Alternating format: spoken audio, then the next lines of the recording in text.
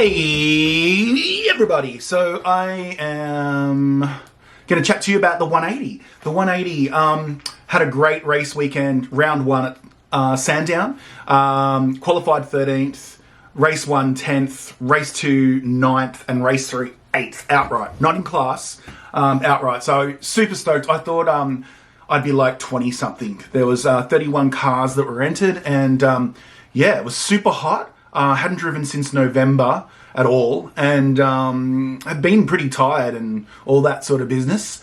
But yeah, it all came together.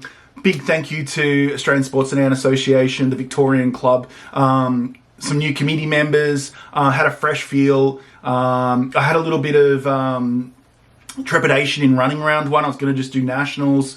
Wasn't sure if I wanted to do state, but after round one, I'm totally, in love with what the club are doing, and I think it's great to see their passion. And obviously, I have a lot of passion for this class, addiction, obsession, whatever you want to call it. So yeah, go you guys! It's and girls, I should say, Annie, and Karen as well. Fantastic work. Anyway. So I got the 180 back. I was a little bit concerned in the last race. It felt like it was a bit off. Still, like we were a couple of seconds off in the last race. We didn't get the full race. It was quite hot. Yeah, I think the heat was definitely not conducive to the turbo working efficiently. So I was a bit worried about compression. So I did a compression check on the car. Now, I know that there's a couple of ways you can do compression tests. And I understand that you guys might be like, you need to do it this way, you can't do it any other way. I understand that. I'm no expert. I've said that many times. I'm learning, growing. I spoke to a mate, Gaz, afterwards actually, and he explained a couple of things, and my dad also explained a couple of things. But I did it with all the spark plugs out. I did it with no throttle, and the engine was cold. So I know that maybe is not the most accurate way to do it, but what I was trying to find out was if we had good compression across the entire motor. So we do. I'll put it all up. It's all around about 150 PSI. Now, it was pointed out to me that I probably should have put a big battery on the car. I only run a little tiny battery in the 180. So the good thing is they're all even. It is probably still a little bit low over standard, but I was talking to my brother Ash, and he sort of said it's probably good that you're using an older motor at the moment, because if you're using a brand new NA motor with high compression, might run into issues with the turbo and stuff, blah, blah, blah, blah. So anyway, the motor seems fairly healthy.